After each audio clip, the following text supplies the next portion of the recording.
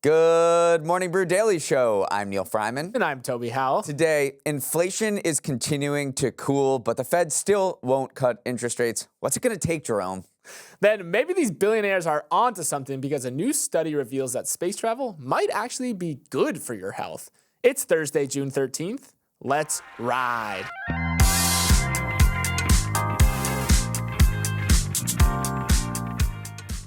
A rare white buffalo calf has been born in Yellowstone National Park, fulfilling a centuries-old American Indian tribal prophecy.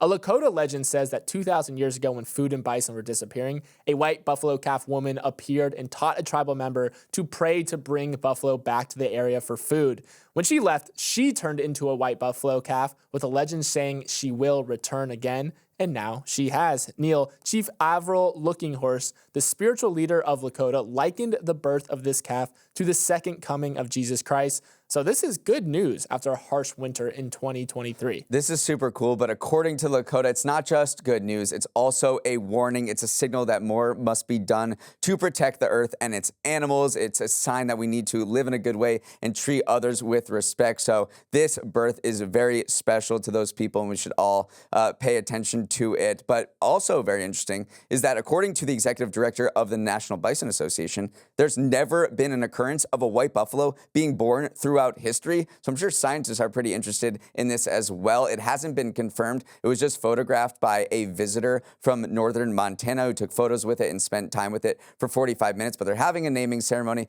Appears like this thing was actually born. So we'll just see how this plays out. Now let's hear a word from the purple prince that was promised, Yahoo Finance. Some inflation data came in yesterday, and while you listen to Morning Brew Daily to hear if grocery prices are finally coming down, Neal and I head to Yahoo Finance. When a big government reading drops, Yahoo Finance is the perfect place to get a full sense of how the market is reacting. You have the trusted news and real-time market data all in one place. Even though Jerome Powell may be more vague than a middle schooler interpreting Life of Pi, Yahoo Finance doesn't leave you guessing. Did you actually read Life of Pi in middle school, Neal? Yeah, of course I did. I love that tiger, and I love Yahoo Finance. If you want to check out Yahoo Finance, head to the app or Google Play Store to download the Yahoo Finance app now.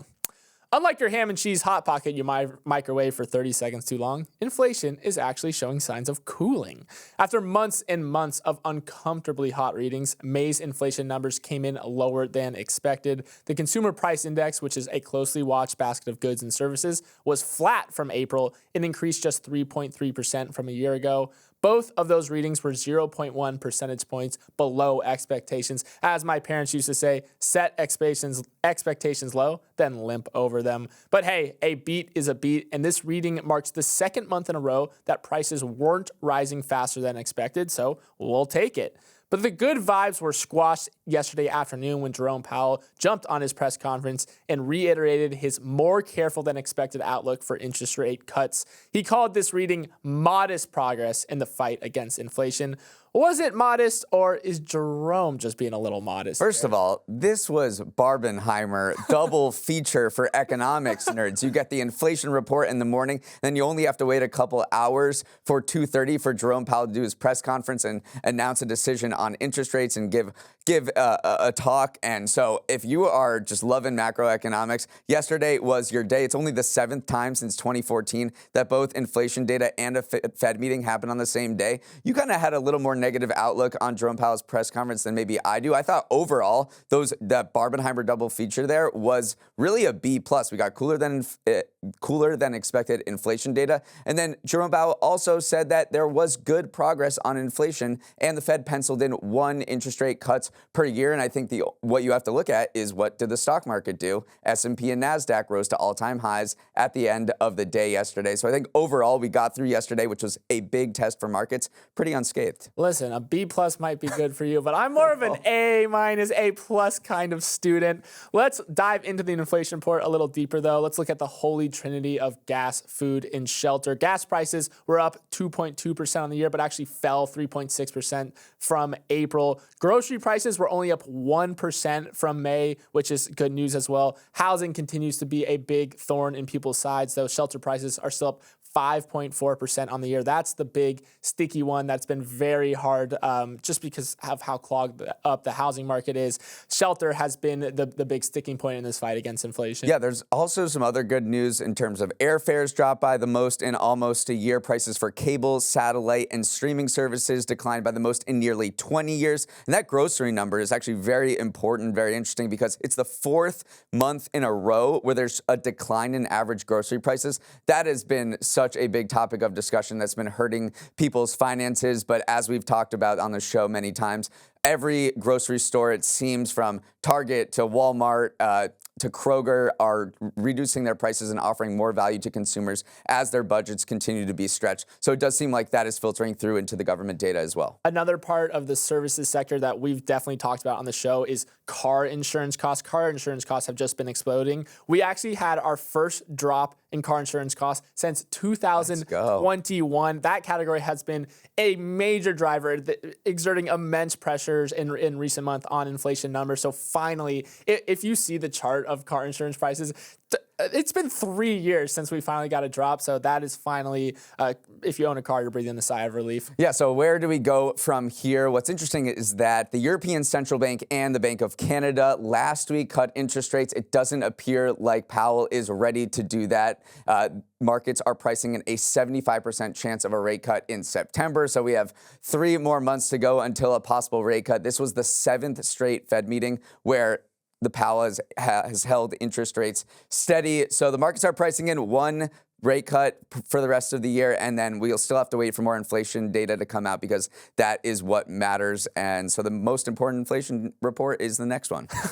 I did not have trade war on my 2024 bingo card, but we are inching our way there after the EU slapped tariffs on electric vehicles coming from China.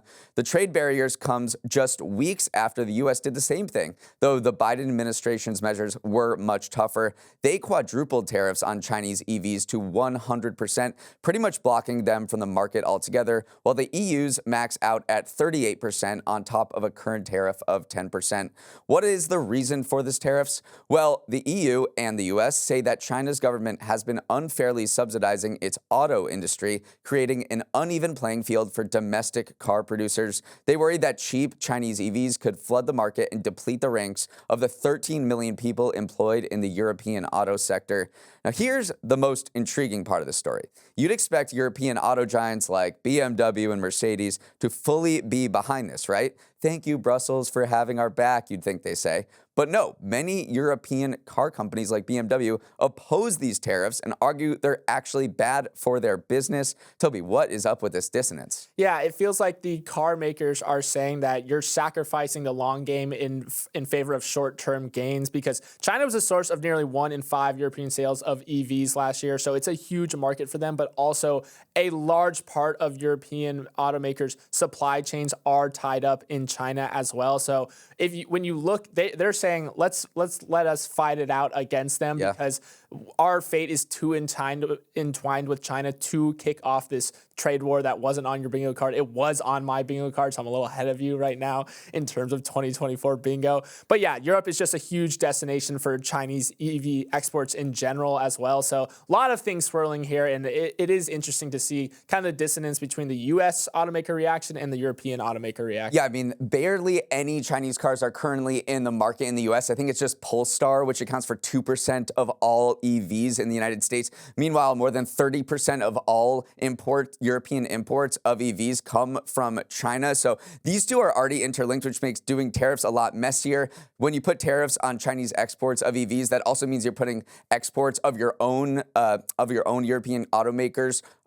You're also taxing that because they have production in China that they export back to Europe. And I mean, these two, like the EU and China, in terms of their holdings in various auto companies, are so intertwined. I mean, Mercedes-Benz stock, 20% of it is controlled by Chinese entities. Chinese interests control the biggest shareholder in Italy's Pirelli, and then Geely Holding completely controls Volvo. So you can't you can't extract these two like you can with the U.S. and China.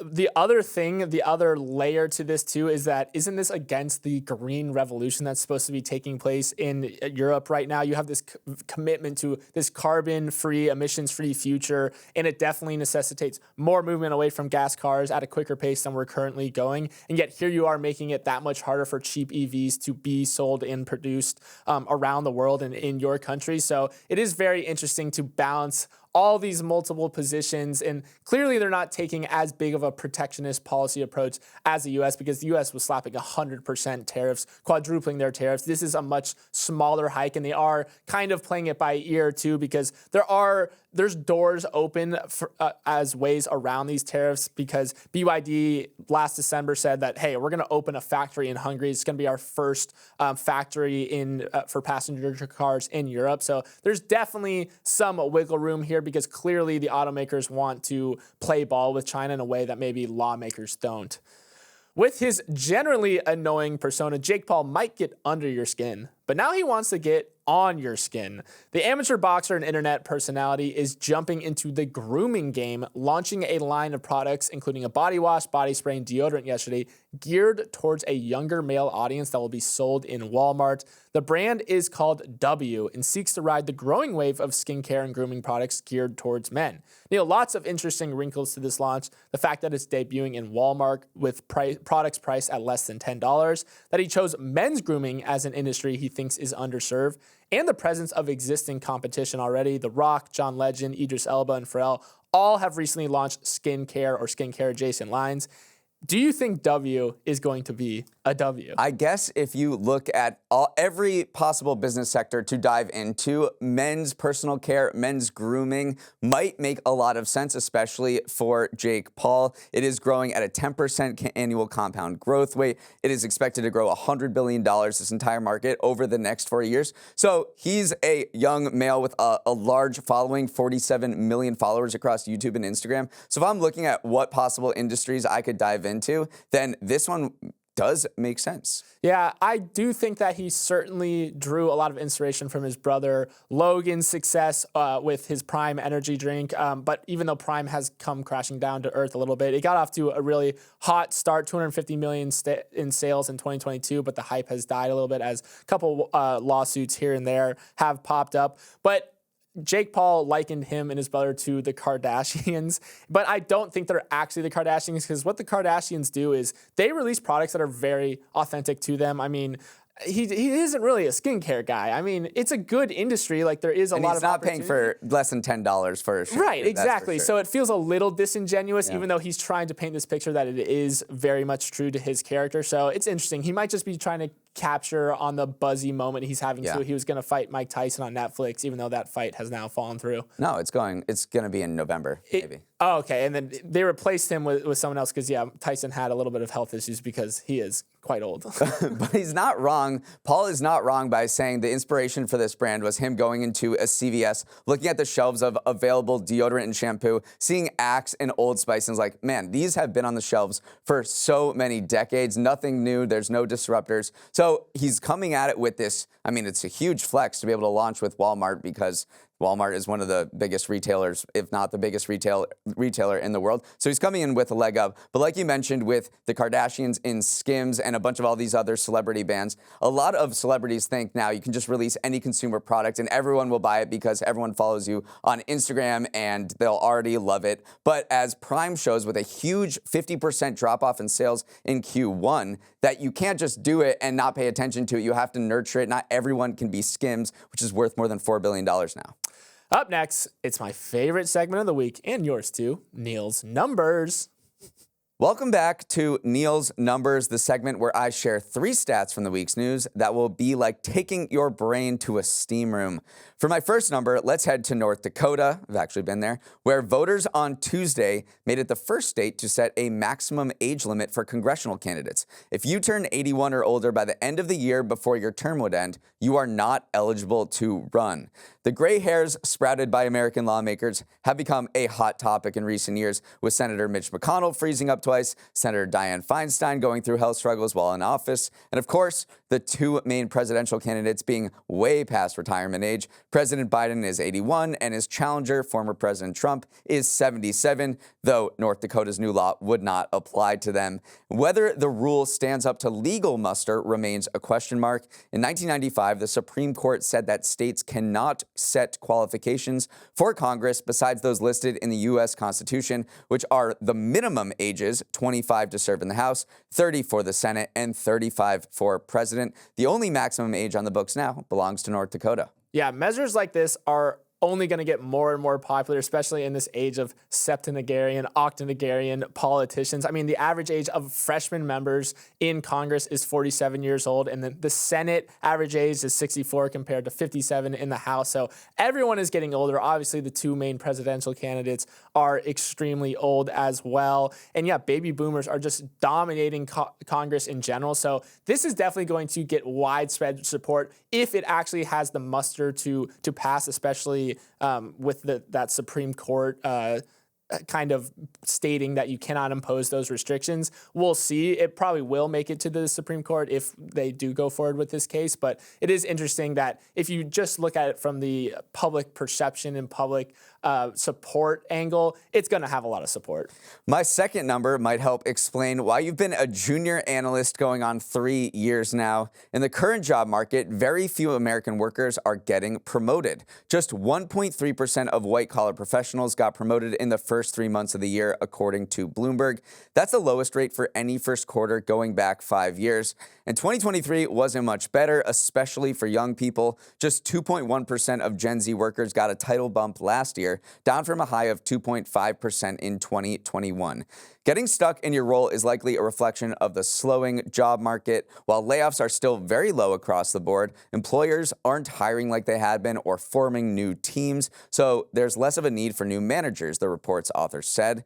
And just to be clear, the current rate of promotions isn't low by historical standards, but it is much slower than the rampant job title inflation we saw during the hiring boom of the pandemic, so it still hurts to be stuck on the same rung of the ladder you've been at for a while. Yeah, it hurts because you probably saw a sibling or a colleague just speed run their careers in that kind of post-pandemic, early pandemic era where people are just getting promoted left and right. So that's why it hurts for these people, even though, yeah, historically it's not that much of a lower, or it's not even a slowdown by historical standards. But yeah, the labor market has softened a little bit. The power dynamics are switching again. It's shifted back. The pendulum swung back to employers a little bit more, and you're just not getting that. You're not logging on to LinkedIn and updating your title every 6 months like was the case maybe we were seeing a few months and years ago. And other economic data points really generally back up the malaise that younger workers especially feel without getting these promotions, without getting mentorship, without moving up in their careers. Employee confidence among entry-level staff is near the lowest level in Glassdoor data going back to 2016, so 8 years. And then only 31% of workers younger than 35 said they were thriving at work last year. That's according to a new report from Gallup, which is down from 35% the previous year. So if you meet a Gen Z worker, give them a pat on the back, maybe buy them pizza today. For my final number, rewind to a recent time you were on a plane. Maybe the person sitting next to you took their shoes off. Maybe the guy in front of you is watching a steamy movie and it's making you uncomfortable. Maybe you had too many airport beers and the person next to you is annoyed by how much you're talking to them.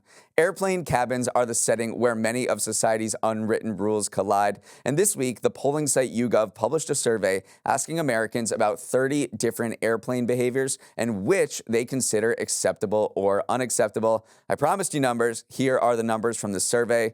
The most abhorrent behavior of all on a plane is letting your kids play in the aisle, which was deemed unacceptable by 86% of respondents. Not so far from that is getting drunk on a plane, which more than 80% said was unacceptable. Sorry, Dirk Bentley. Less obnoxious, but still obnoxious, is using both armrests when someone is sitting next to them. Nearly 3/4 of respondents said this was unacceptable since it causes arm restlessness. To end on a high note, Waking up a seatmate to go to the bathroom is widely considered a normal behavior in society, with 72% saying this was acceptable. Toby, do you agree with these? Anything else stand out to you from the survey? I was pretty happy with this survey. It does seem like, yeah, children playing in the aisle, getting drunk, these are things that are not acceptable. Another thing that was very high up was watching a movie or show without headphones, which I unfortunately just had to deal with on a flight. To be fair, the person didn't know. You do the thing, you put in the headphones, then all of a sudden it starts playing out loud, you don't know it. So I did feel bad for her. But the other thing that people were okay with, that I was proud of them for being okay with, was waking up a seatmate to use the bathroom. That feels awkward, but everyone understands, like, you're trapped in there, you got to get out. Using a laptop on a tray table, very acceptable. And the other thing I was really looking at was, is it acceptable to recline a seat? And for the most part, over 50% say it is acceptable, which there was discourse around that for a while. People were you should have to. They let you. I know. Like, they build the planes so that you are able to. I agree with that, but there was discourse around there because everyone's got the equal right. Because if someone reclines in front of you, you can recline. I'm reclining away from my microphone. Except the people in the last seat. I know. Well, that's last tough. row. And I have been there. So yeah, generally I think, yeah, these were good. The one thing that I hate most, if on my personal pet peeve, which people did say was unacceptable, was jumping rows ahead when deplaning. That makes me so mad because where are you going? You're not even making up that much time or progress there. So don't do that if you find yourself in one of those back rows. Turns out that if you want to look and feel younger, you don't need Botox, you don't need collagen. What you might need is a trip to space. The largest study ever of the effects of space travel on human health dropped this week, and the results were surprisingly positive. These studies looked at blood, immune systems, cardiovascular health, the kidneys, liver, skin, and more of humans who have spent time in space, and came to the conclusion that spaceflight is actually decently safe for the human body. The study's guinea pigs were astronauts from the SpaceX Inspiration 4 mission, who were actually normal civilians who conducted 3-day space flights. Even though their bodies were stressed and showed dramatic signs of aging during their journeys, researchers found that everything from balance systems to neurocognitive functioning bounced back to normal levels pretty soon after returning to Earth. But not only did they bounce back, the studies also revealed that space makes you younger in some sense. For instance, your DNA shows less signs of aging while you're up there. It's pretty wild to think about, Neal, but microdosing space for a few days actually slows markers of aging in your DNA. It does. The broad consequences or learnings of these studies of this crew in mission or in space for 3 days was that, yes, space has crazy impacts on your body, especially at the molecular level. And then when you get back, everything kind of jumps back to normal. But learning what happens to people's bodies in space generally seems to have 3 main objectives. Figure out how to help astronauts recover most effectively when they get back to space, from space, learn about which kinds of people fare better than others in space to help with astronaut selection. Who's going to go to the moon? Who's going to the Mars? Maybe